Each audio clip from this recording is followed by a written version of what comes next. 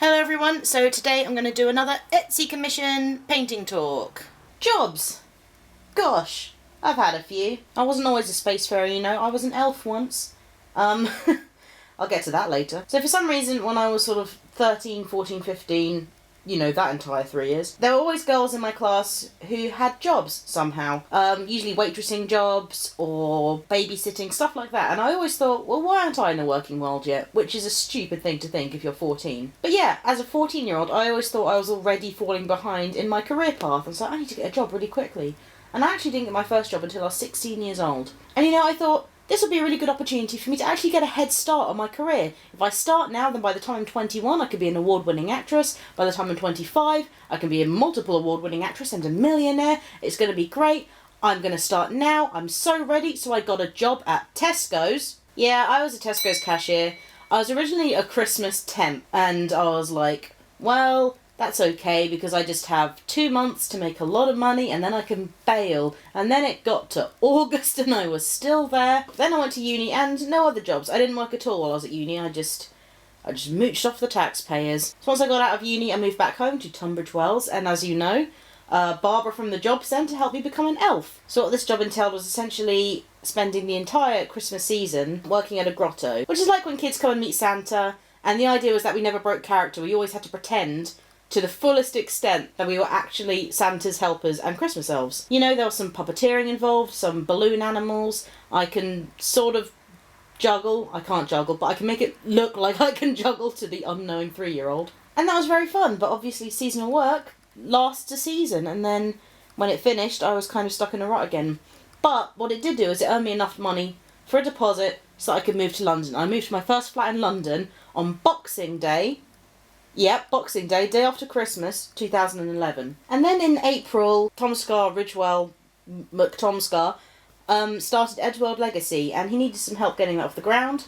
So I became his PA for a bit. And as well as sort of doing Edgeworld Legacy stuff, I also helped him just around the house. So a bit of a learning curve for both of us, because I never worked for a friend. I don't think he had ever hired a friend, at least not full time. So then I got a job at a pub in Brixton, and the less I talk about that, the better, because I constantly smelt of beer and had to deal with bigots. And by deal with, I meant be really polite and serve them beer. If you've ever seen my video Uncertain, the Doodlemation one, you'll know that I eventually quit this pub job to get an unpaid internship as a storyboard artist, and it is still one of the best decisions I've ever made. So it was my first job working in central London, so that was very exciting because I got to commute properly and use the tube. But in this instance, I was working for a small animation company, and I was doing work that I was absolutely not qualified to do, which in many ways actually fast-tracked me into the career I'm in now. I did some storyboards for various cartoons, a couple of commercials and things. So that lasted 3 months. That's where I discovered my favourite bubble tea place as well, which has now closed, but I found a better one. And then I got a job at Neighbour. Neighbour was a digital marketing company who sold basically digital marketing packages to independent companies. Hey, you've got a company, don't understand Facebook? Well, we do, so we'll run your Facebook for you. We'll also run your Twitter, we'll make videos for you. Don't worry about your marketing, we've got it sorted. And, oh god, I became their social media manager, so I was in charge of running so many, like, Twitter and Facebook accounts, and also for some reason editing YouTube videos. I don't know how that fell under social media manager, but I don't think this company had any of it shit together. And the way this company was run, it was kind of run like a really strict school, specifically for children with disciplinary problems. But it got to a point, shortly before I quit, where you had to come into work in the morning and hand your phone in to the receptionist so that you couldn't use it. You weren't allowed to talk during office hours, unless it was in a meeting. They blocked lots of sites so you couldn't access them at work because that was seen as wasting time. And the sites they blocked included Facebook and Twitter. So 90% of my job. What happened was, it got to October, so just before the Christmas season, and I happened to call the company where I used to work as an elf and said, hi, I don't know if you remember me, but 2 years ago I was an elf with your company in Tunbridge Wells, and I've noticed you have set up some grottos in London. Are there any positions to be an elf going? This way, I actually managed to get through to Kelly, my old manager, who's a wonderful woman. She remembered me. She said, oh, yes, you're a wonderful elf. We'd love to have you on board. We've got a training day next week, and then you'll start on the 1st of November. Can you do it? And I said, yep. And I put the phone down and immediately emailed my awful boss and just said, I quit.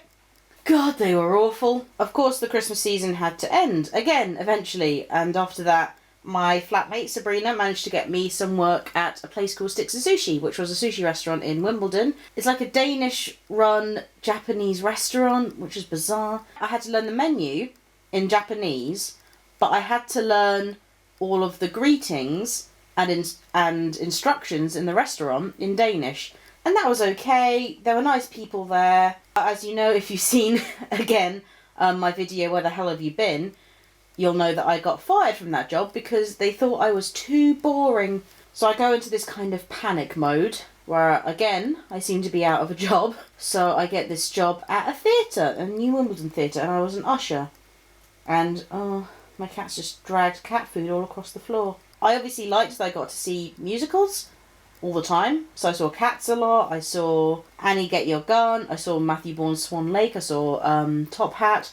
All these kind of great shows. Oh, Avenue Q came there once. But of course, shows only play in the evenings, so it was literally, I only worked 3 hours a day, and it was always at night time. So I said goodbye to my social life, as well as goodbye to my money. But it didn't stop me from applying for more jobs on the go. And eventually, I think just by sheer force of my YouTube channel, and just keeping that going as much as I could, I managed to kind of talk my way into the fact that I was sort of good at social media, and through this I was able to apply for social media jobs, and eventually I somehow convinced some people that I was some kind of social media expert. And I got a job at a place called Hive, which is actually a very good creative media recruitment site. And while I was there, I was mostly in charge of managing their social media accounts, and this time Twitter and Facebook was not blocked. This company understood how social media worked because they're very intelligent and not idiots like the other people. God. My favourite thing to do was to run their Twitter account because they had a grand total, at the time, they had a grand total of about 24 followers, so I just did whatever the fuck I wanted. And other than that, I think I wrote things like blog posts, I did a lot of site testing. It was great, I really enjoyed it there. Whilst this was going on, because what happened was, when I had this usher job, I was applying for all these social media jobs, and Hive were the only people I heard back from. But once I was about a month into working at Hive, all the other people started getting back to me with job offers, and I was like, well, I don't need you anymore. I've got this cool job with these social media types. But one of the people who actually ended up getting back to me was Save the Children for a more highly paid position as a YouTuber. They just wanted a full-time YouTuber working in their offices. And I was kind of blown away because they just stayed quiet for 4 months. I was like, well, I wish you told me sooner because I've got this other job now. And in the back of my head, I was just sort of saying, if I actually somehow pull this off, I'm going to have to leave Hive. And that was just a bit heartbreaking. I ended up having to say goodbye to Hive, but I didn't want to leave them in the lurch. They weren't Nabo. And that's when I kind of referred them to Dodie, Doddle. She was looking for a job at the time, and Hive were looking for a new social media manager, so I was just sort of like, Hive! Hi Hive, meet Dodie. And then Dodie went to work there for a bit. And then a year with Save the Children happened. And I made vlogs on their channel. Some of you may have watched them, most of you did not, and I know this because I saw the stats. So out of the blue, as you know, Christmas 2015, I was made suddenly very unemployed with a rent that is excruciatingly higher than when I lived in Brixton. Spent a month unemployed, did not go back to job seekers, did not meet another Barbara. Signed up to a lot of extras agencies, never got any work out of that, mind you. I set myself a target of applying for 6 new jobs a day, and I did that every weekday. All social media based, all kind of account management based. This whole digital world that I convinced myself I needed to play an administrative role in rather than a creative one at this point.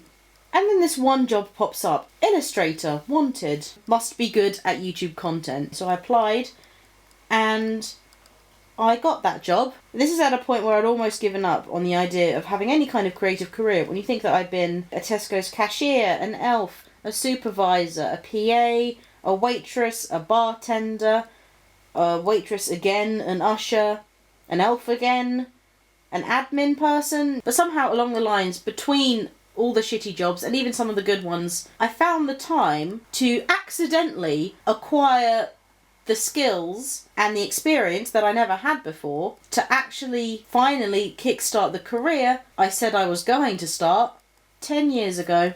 I like to think now that 16-year-old me would be proud, if not a little bit impatient.